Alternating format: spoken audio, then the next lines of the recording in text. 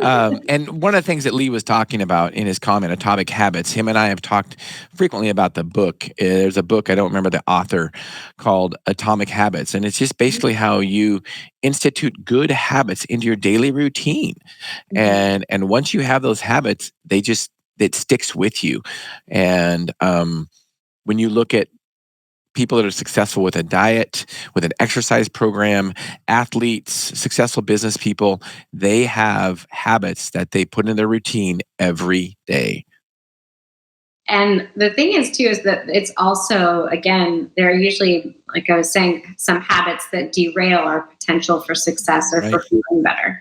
And so I kind of talk about those also in a different way of sort of like some foundational concepts in health that you really ought to have kind of nailed down before you're trying to figure out what's the best supplement for this and what should I take for these. Everyone wants something they can take, yet they're not very keen on my advice of getting to bed before, 11 at the max. So, and I prefer much earlier than that, but people have a lot of things that they do that are just habits that are not helping them. And definitely if you're chronically ill, not helping the situation at all.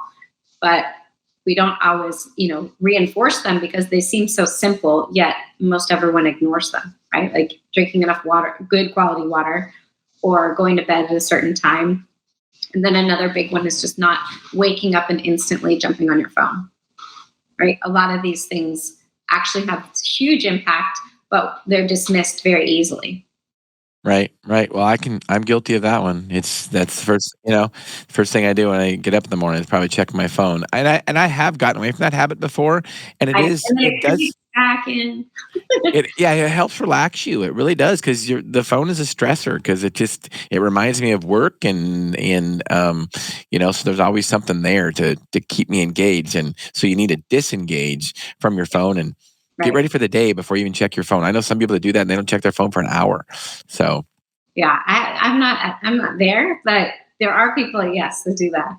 And I think that it probably is really, really great for their nervous system.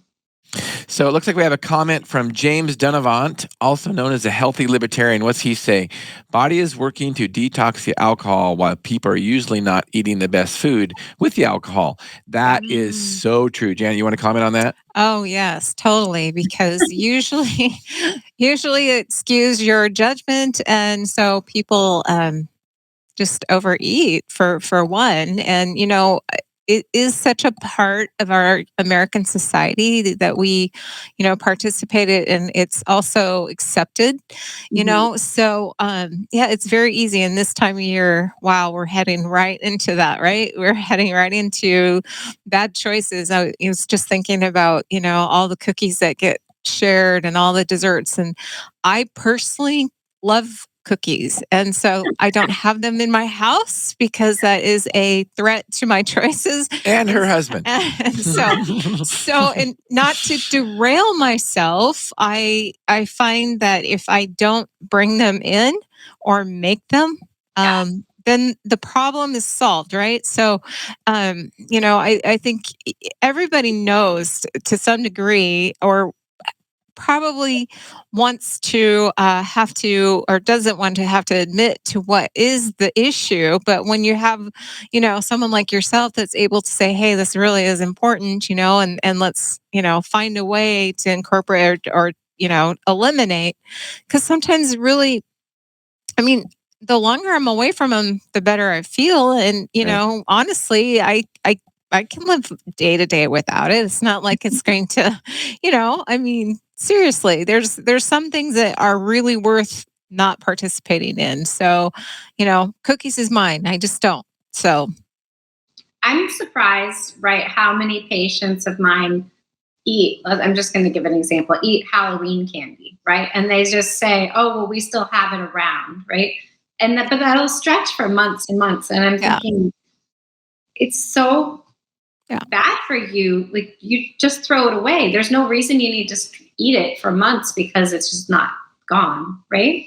Mm-hmm. So it's some of those things I think I also talk to people about, right? A lot of people start writing off their nutritional, like, good habits because they think, oh, from Halloween through New Year's, it's impossible. So I'm just not going to eat healthy. But I think that that's actually a really good time to kind of reevaluate and try to be a little bit more aligned with how you want to feel in the new year, because you will make better choices, and you might, have some things every once in a while, but that's not an excuse to me for 2 months of eating however you want, right? At every event that comes up. Right.